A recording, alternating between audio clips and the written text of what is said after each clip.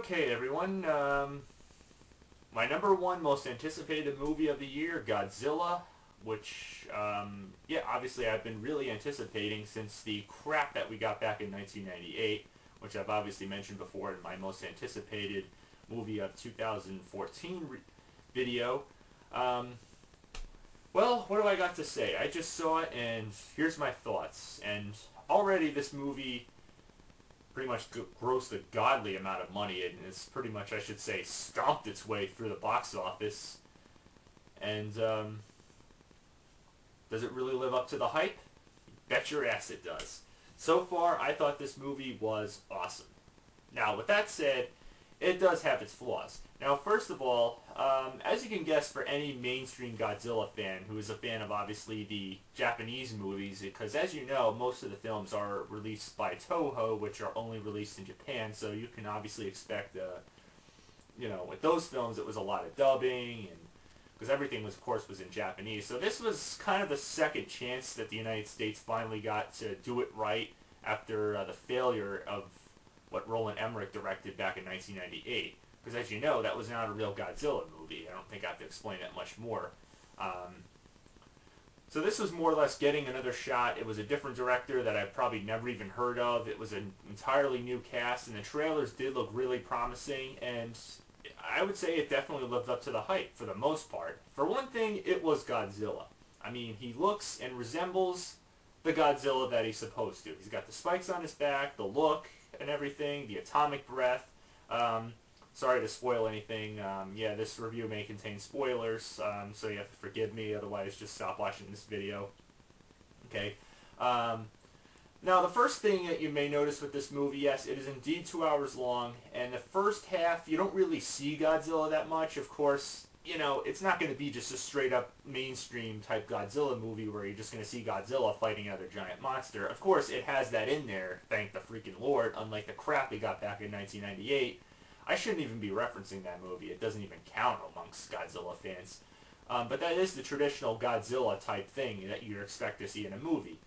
But of course, the first half, of course, it does put its focus more on the human characters. Of course, you got the guy playing from Kick-Ass, who played Kick-Ass as the army soldier. He's one of the main characters, the son. And it does skip to a lot of locations, but it makes sense, believe me. And it does develop its story a lot. It does drag a little bit at the beginning with trying to develop the story and the characters and, the reason behind everything. Yeah, I would say it starts out a little slow, because considering you don't really see Godzilla at first, I think it more or less develops the other monster, the one that Godzilla is supposed to fight, or I should say two of them, which, as I said, it does start out a little slow, and yeah, you don't really see Godzilla till the second half of the movie, so I would say patience is a virtue with this movie, with the, especially getting through the first half, but definitely it does pay off, because the first fight scene wasn't bad. It was really cool. I mean, as soon as you see Godzilla, you're ready to applaud and say, hell yeah, it's a Godzilla movie. But of course they cut it off. The camera shots are not exactly full screen. They do show it on the TVs and stuff with the cover-ups, and of course when it's in Hawaii. And then of course, it does pay its tribute to the whole Japanese thing by taking place in Japan at the beginning, even though it doesn't actually show any of the monsters. It's all cover-up.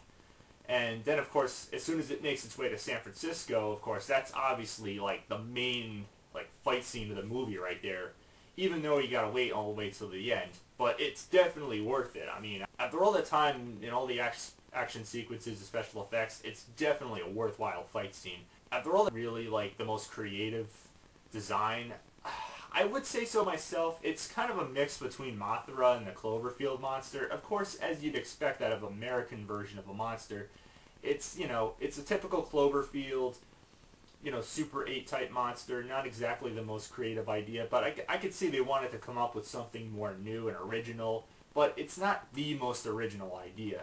The concept was sort of a mix, with the 1998 version, but again, was more creative. It's of course you get the army in there to try to get involved, but, as you'd expect, they can't kill off the giant monster. It takes the king of monsters himself to kill off the other monster himself.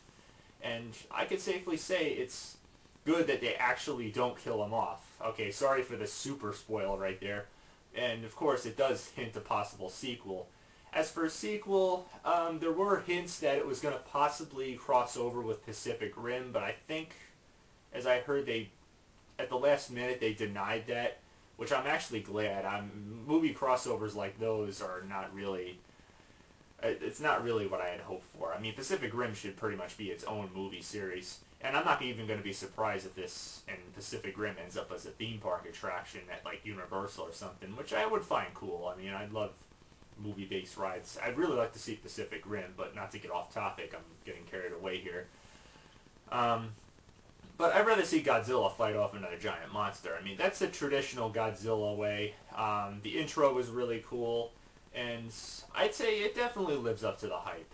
And it's definitely the Godzilla movie that we should have gotten in the first place. So, despite a slow intro, slow first half somewhat, with character development, with the human characters of course, and little focus up until the end of the movie, which is definitely worth it, I'd say it definitely lives up to the hype. For any Godzilla fans who need to see a real Godzilla movie that's finally released in theaters in the United States, definitely go to see this one.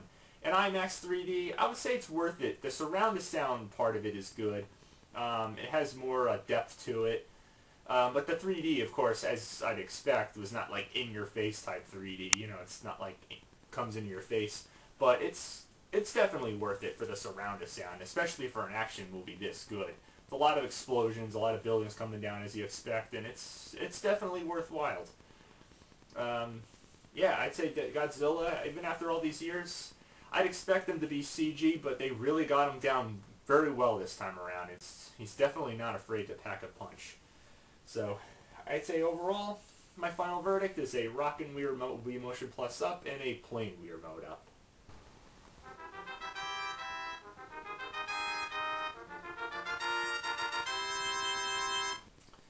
So, until next time, keep watching.